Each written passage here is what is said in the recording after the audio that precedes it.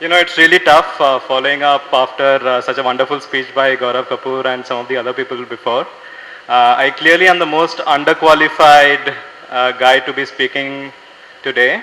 I don't know. I mean, I've neither had the experience that some of the previous panelists have had before, nor am I as articulate. But having said that, I'll still make an honest effort. Let's hope that the next 30 minutes go down very well. I'll try to keep it interactive. In case you have any questions, feel free to stop me. I'm one of you. If you want, I can sit here and talk. It's absolutely fine.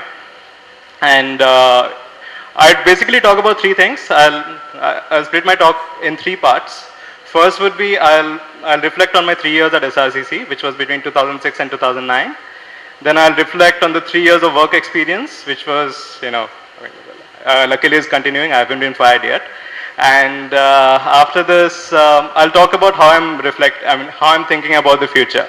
And I'll probably focus most on the last section because the first two sections, I'd basically talk about what I did and what worked for me and what didn't. Having said that, you guys need to figure out from among the things I tell you what works for you and what you like and what you may not like. As a bunch of other people have said today, follow your own path. I'm just telling you what worked for me and what didn't. So this is by no means to say this is the only route that exists for you. I'll tell you what worked for me. Yeah?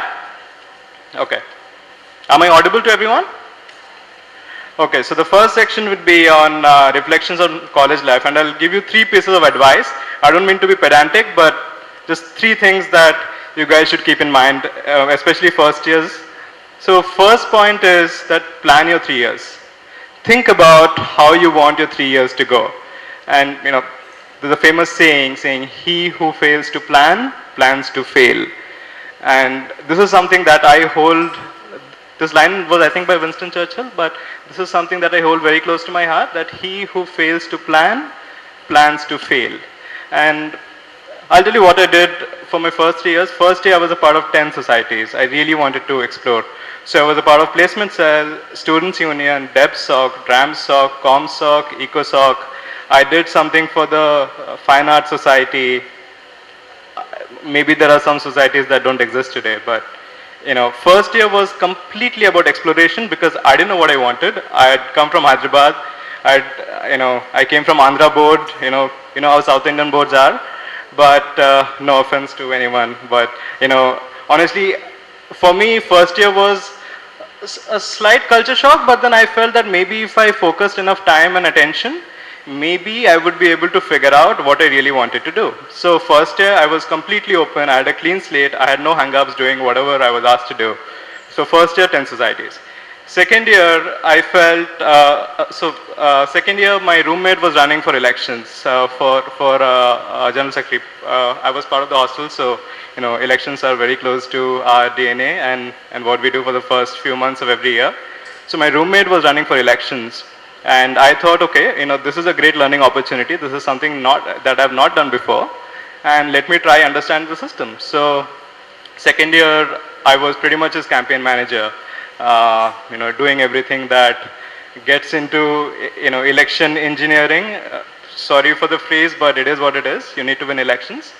No alcohol was distributed, no money was given. A lot of promises were made, most of which were kept. So, fair game. And so second year, I think a lot of my attention went into understanding the election system, and I played a relatively senior role in the Students' Union, tried to figure out what is right, what is working, what is not working, and then try to see what are the things that I can change.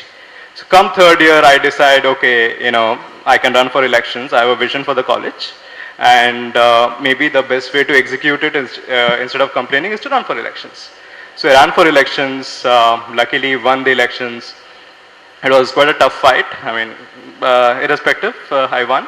And then it was a question of, okay, now that I've won, what are the few things that I can focus on? And for me, I figured out that, sponsorship and that whole system was an utter mess.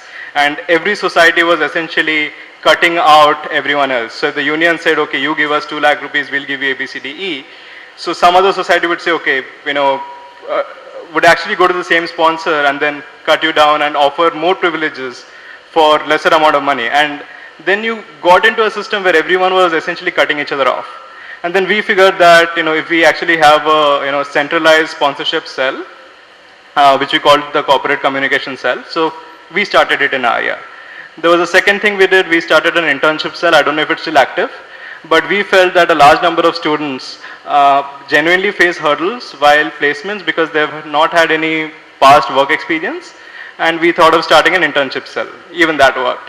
And, cross went very well because I think what we did was we put, so I think our initial focus was to forget about who voted for us, who didn't vote for us, because historically the union would be consolidated in a way that, all the key guys who were, heading different vote banks and who voted for you, you would reward them, as posts. But we said, okay, thank you for helping us win, but, we like you and respect you, but these are the three things that we need to achieve and we don't see a role for you. Having said that, if you're willing to help and if you're willing to do A, B, C, D, E, you're more than happy to join the team. And a lot of them did. So we had a very professional, formal interview approach, and we picked up a lot of good guys. And that way, the first lesson for me was to build the right team and, seed the right DNA for the organization to prosper. For me, as the head of the union, for me, previous years versus my year, I wanted to show a step. So 3 things about work life, and this will be especially important for you guys, because maybe the first few years out of college, some of you will do your MBA, some of you will do your PhDs, masters, etc. But some of you will definitely get into, a full-time corporate job. So how do you really focus on the issues that matter? So advice 1 is take initiatives and think about it. Whoever you see as a leader, be it in politics, social life, business, wherever, leaders are the ones who've taken initiatives. You want to be seen as the guy or the girl who's taken initiatives at work. It can be simple things. Simple things like, and you'll be surprised how simple they are. Let's say you attended a talk, Suhail said, said a bunch of good things, Gaurav Kapoor said a bunch of good things, Ajay Chaturvedi said a bunch of good things. And then you are a first year analyst in your office, and then you circulate these notes to your MDs and your partners and you say, this was what was said. I like some of these ideas and I wanted to share them with you.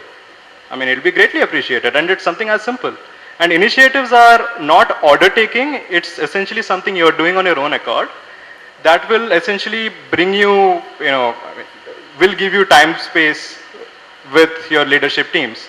And it can be simple things like these, or it can be things like, hey, I want to be known as the best guy who knows Excel in the office, so I'm the go-to guy. Or, here's the guy who organizes the best office parties. Important, very important. Because you want to be seen as the guy who's not only good at work, obviously you have to, but, and here's some part of the legacy aspect that I spoke about comes in, is you want to be able to have something else that you've done apart from work. So it could be, I started a fitness regime. I didn't, and it shows, but, there are many things you could do at work. And my point is, take those initiatives. Honestly, you won't regret them. Second point, and this is a rather underappreciated nuance, it's about mentors. Unfortunately in India, and in SRCC in particular, teachers are supposed to be our mentors. Unfortunately in SRCC, by and large, most teachers are not mentors. It's a sad reality, they're not. In work, and you would see this carrying in your work life as well. But having a mentor or a bunch of mentors is very, very important. These are guys who will give you the most honest feedback. These are guys who will boost your confidence when you're down. And this is actually quite critical. And these are the guys who can open doors for you. So cultivate these relationships. They'll be very, very important. They'll open doors for you. They'll introduce you to new people. And you need to tell them how important they are in your life, and you respect them for that. And who knows, I mean, it never hurts having a good mentor, right? And the third part, and this is something I wish I had done, but this is from the benefit of hindsight, is continue pursuing your hobby. So in college, I was into music, I was into writing, but 3 years of work, I've traveled 20-25 countries, which is awesome. But and I've done a bunch of other stuff, but I have not pursued my hobbies of music and writing. And you could have your own hobbies, dance, like, sports, fitness, whatever that may be. I would urge you not to leave your hobbies. It's very easy to get pulled into work pressures, but think about it, maybe writing one article a week, maybe it'll take you 2-3 hours, but the sheer satisfaction of doing something outside your general day-to-day work is immense. I can't tell you the importance until you realize it, but I think 3 years down the line, if there's one regret that I've had from a, seemingly successful career, at least from the way it's put typically, is that I would, I think this is the one regret that I've had is maybe I didn't continue pursuing the hobbies that I have had since maybe school or college. And now the third part, and this is where I'd like to focus a little bit on. So the first section was on college, second section was on the 3 years of work. It's mostly been one way. And the third section, I'd like some interaction. And this is about how I am thinking about my future, India's future. A lot of the panelists today spoke about some of the issues with India. I have a very, very different take.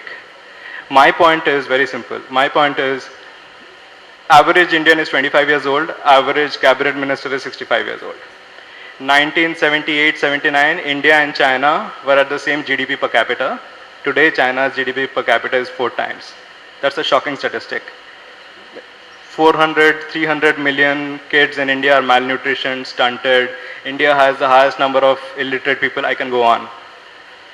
Think about it. Are India's smartest and brightest, a lot of who are in this room, are they thinking about solving India's biggest issues?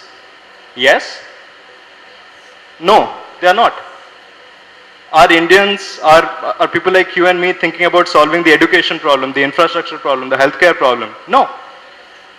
Are we?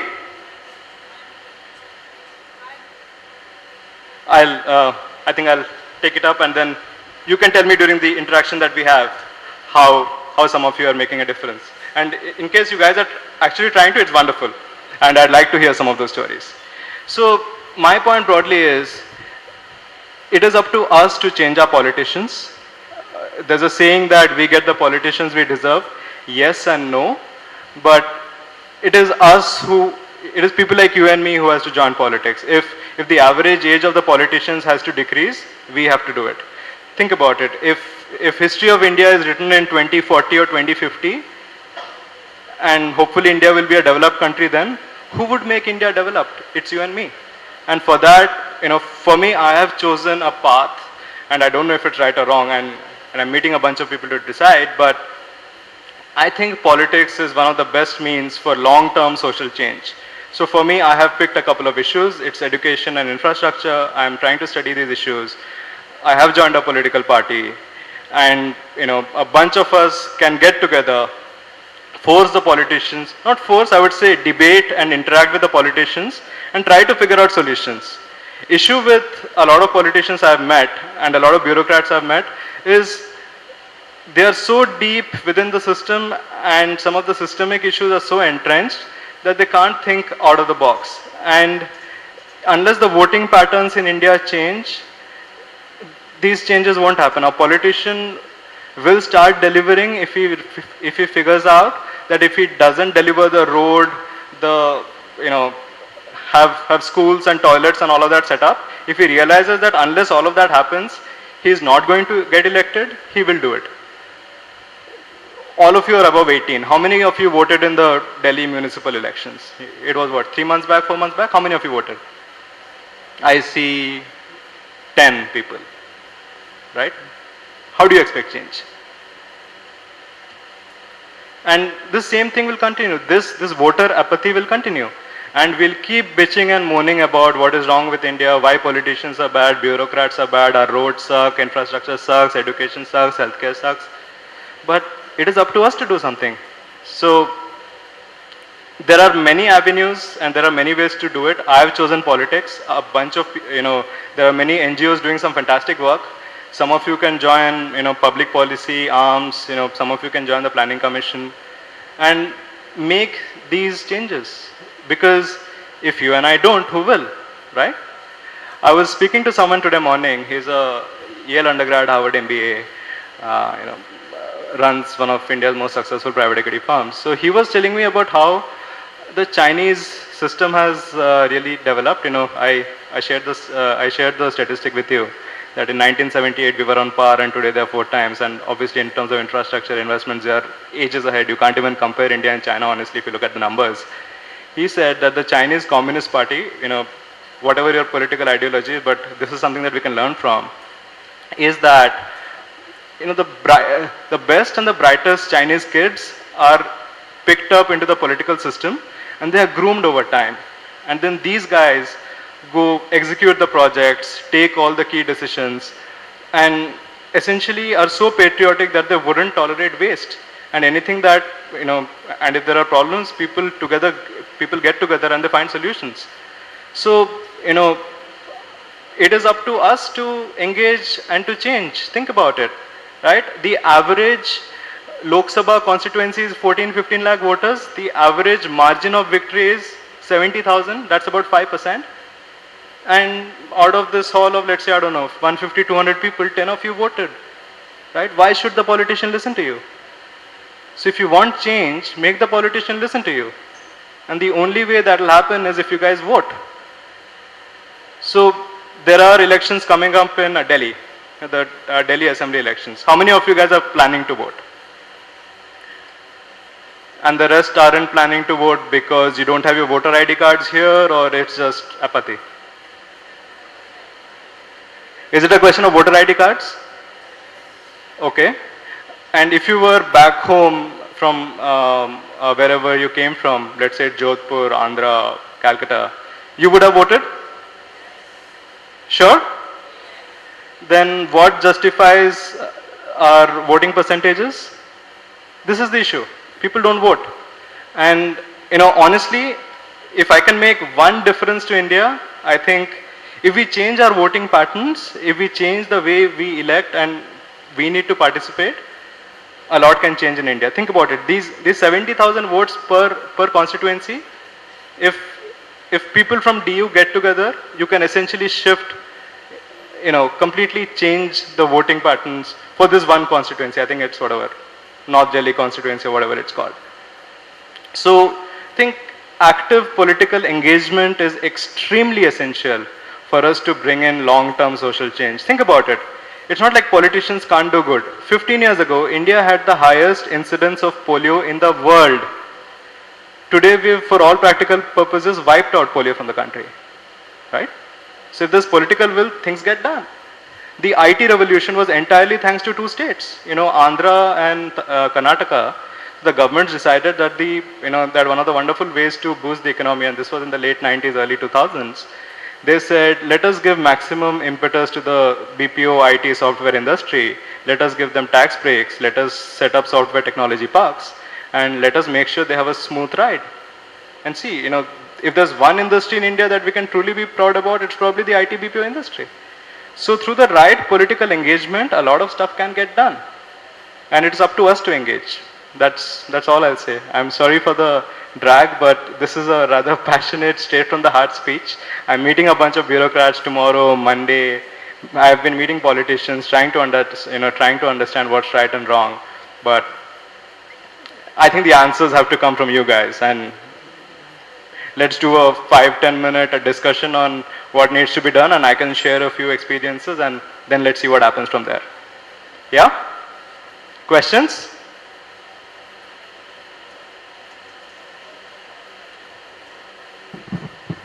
You were saying about not many of us voted. So Sorry? You were talking about not many of us voted. So what options do we have? BJP, Congress, all are the same, like not many options. Look, I wouldn't go down debating BJP versus Congress, but think about it. None of these two is perfect, I agree with you. But not voting for either implies you are empowering the Samajwadi parties, the Mamatas, the Karunanidhis. Not voting for BJP and Congress is empowering coalition parties. And these guys with their 15 and 20 seats completely destroy reform process, governance process. Today when railways needs investments and investments of such high order, you're not allowed to increase prices. I mean, that's, I don't know if it's laughable or it's sad or it's the way it is. So pick the lighter shade of gray depending on what your economic ideologies are, political ideologies are, whether you like, left of center economics, right of center economics, because I think Congress and BJP have relatively clear, differences as far as economic policy is concerned. Think through which party you're most comfortable with, and ideally you want to be able to pick between these two, because a bunch of guys have started their own parties, but look at what happened. Chiranjeevi started his own party in Andhra, ended up merging with the Congress. Today, Arvind Kejriwal and a bunch of these guys have essentially, decided to start a political movement. They're not forming a party. The word is, Kejriwal and Sanjay Singh will go to JDU, Kiran Bedi will come to BJP, Shazia Ilmi will come to Samajwadi Party, right? What have they been fighting for? So given, and this is the practical reality of India, that you can't probably start a completely new political party altogether, you pick the lesser of the two evils, and I leave it to your judgment based on your economic and political ideology to pick who the lesser of the two evils is, and then go ahead. As long as you're clear in your mind, we guys can elect the right guys. Yeah? Excuse me, I would like to ask a question. Yeah. Leave about the national politics is a bigger and wider perspective. I would like you to ask the people how many of they did they turn up for the college elections? How many of did they turn up for voting during the college elections? During college elections, I can tell you during my time there were 1500 students, 720 odd votes. So in college elections, 50% voted. I don't know what the numbers last year were. Can you guys know? Anyone knows the numbers last year?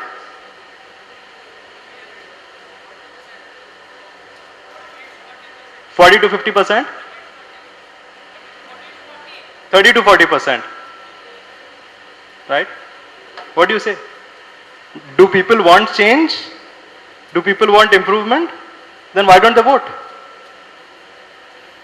And this problem continues in the municipal levels, which probably are the dirtiest elections in the country. Then you have Assembly, Lok Sabha. It's the same problem that continues. I mean, I'm sorry for saying this, but we have ourselves to blame. We can't blame anyone else. We are the guys electing Suresh Kalmadis, Mayawati's, Mamata Banerjee's.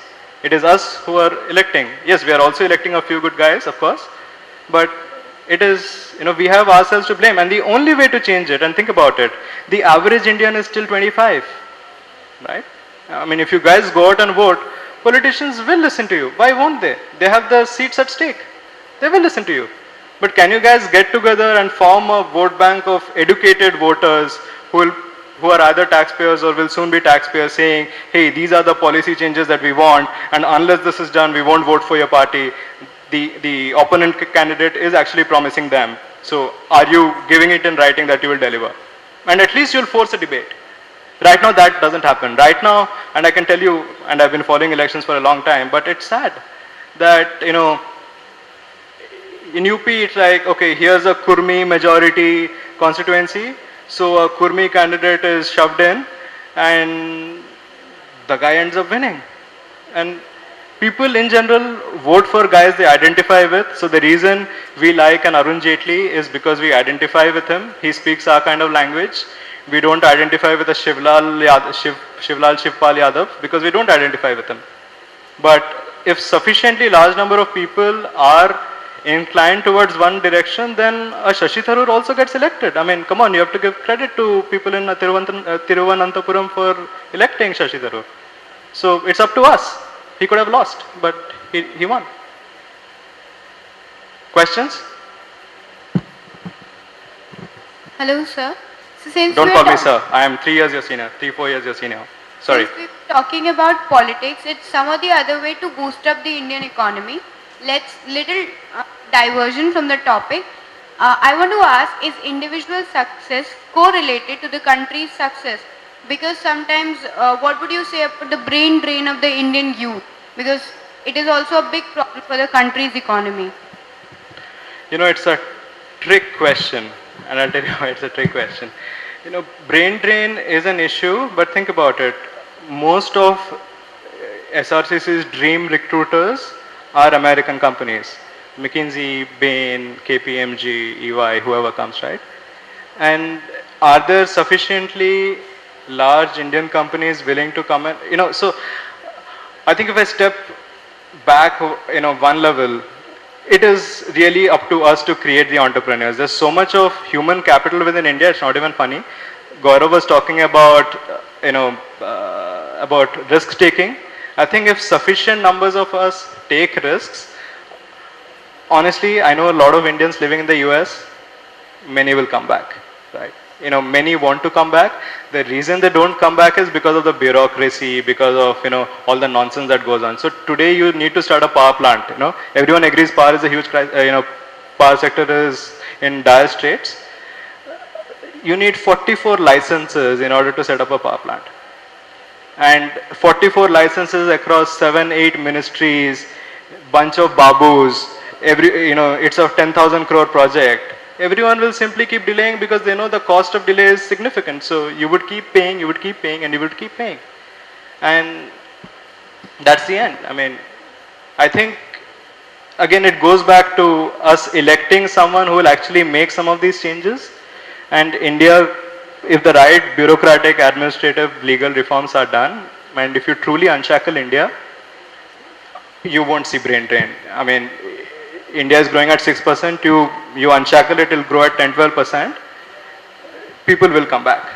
So, what if in case we are given a choice to serve the country's economy or a British economy or any other economy of the world, what we should go for if the other economy is giving us more opportunities and more benefits?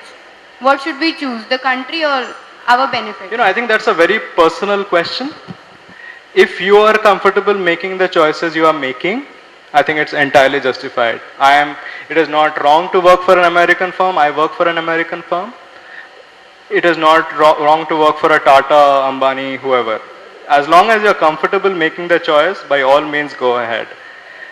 But if the issue is brain drain and how we need to tackle it, and to get back a lot of our smart brains who are in multiple research institutes in NASA, etc., I think if the Indian economy truly opens up, you'll see a lot of them coming back.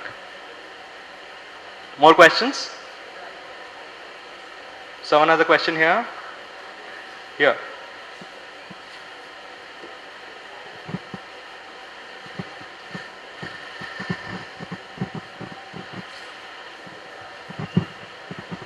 Good afternoon. You're talking about joining politics. You work for the dream companies of all SRCC graduates or the people who are here. And everybody... Could you hold the mic closer, please? Yeah. Sorry.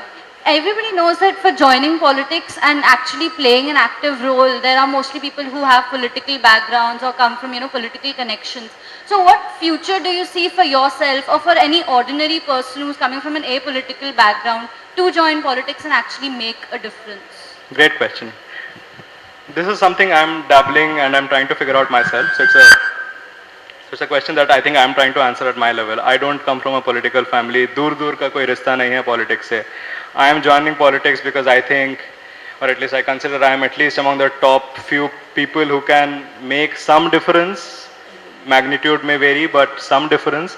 And if people like me don't enter politics and don't change India, who will? That is my inspiration. Question is now what? So Gaurav spoke about the audacity and the aspiration, so I think both of these have been taken care of to some extent. Question is how? So, I can give you a couple of examples and things I'm doing. So today I met, this guy was talking about Ashish Dhawan. Yeah, you should read about him. He's 42, he's retired. He paid some 55 crore in income tax last year. He's a rich guy, Harvard MBA. So he decided that yes, I've made my money in my corporate life. I'm one of India's most successful investors. And education is a key issue that needs to be solved. Not enough bright, smart, talented guys with resources, clearly he has the resources, are solving India's biggest issues. So he has started a company that's actually looking at identifying solutions, and he has identified a few models. So one of the models that we were talking about is taking up a bunch of municipal schools, having a Teach for India like program. By the way, he also joined Teach for India board, but starting a Teach for India like movement, getting young guys to come and teach, and over time, over a 5-10 year period, you're giving high quality inputs to a bunch of students and you're transforming their lives entirely. I mean, yes, could you argue that 10 schools doesn't matter at the larger scale? Of course, yeah. I mean, but still you're transforming those lives entirely. So if a bunch of us get together and take on a few schools in our own neighborhoods, and there are a bunch of educated housewives who can probably take out 3-4 hours and teach these kids, you can essentially transform lives. Now the corporate sector talks about skill building and vocational education because that's a real problem they face. But in my mind, skill building is a repair business, right? It's for those people who missed the bus on primary education. Primary education is a nurturing business. And the K through 12 system, a lot of things are wrong with the system. We don't have good enough teachers, we don't have the infrastructure. So quality of teaching is something that can be taken care of through the right technology. People like EduComp have come up with a bunch of solutions. But to have the sheer number of people to be willing to do it, I think that's where the challenge is. And you need to start it somewhere. I would say, I've worked quite closely with Akansha Foundation, Teach for India, etc. And some brilliant people are doing some absolutely fabulous work. Maybe they should have started earlier, but fine, they started in the 90s or in case of Teach for India a few years back. But if a lot of us have the resources and some of us have time, if we can get together and fix one problem at a time, you fix education, you're completely transforming lives. This is one step of doing it at a micro level. And then there's a macro level of actually influencing policy. The RT came about. Now, you can argue you can argue about some of the clauses, and maybe a few amendments will set it right, but the point is good stuff is happening. And if the right guys think through some of these complex challenges and a bunch of good, smart, young thinkers find out stuff that has worked in Finland, in the US, in South Korea, because a lot of these countries have been able to solve the primary education problem, why can't we? It's not a question of funding or resources, honestly. It's a question of finding the right people, and those people will have to be you and me, right? Clear? Any more questions? Okay, no more questions. Thank you all. It was absolutely fabulous coming back to college. And I hope you learned a few things. I mean, sorry it was mostly one-sided, but I hope it was worth your time. I obviously wasn't able to match up to the previous speakers, but I'll get there someday. See you guys.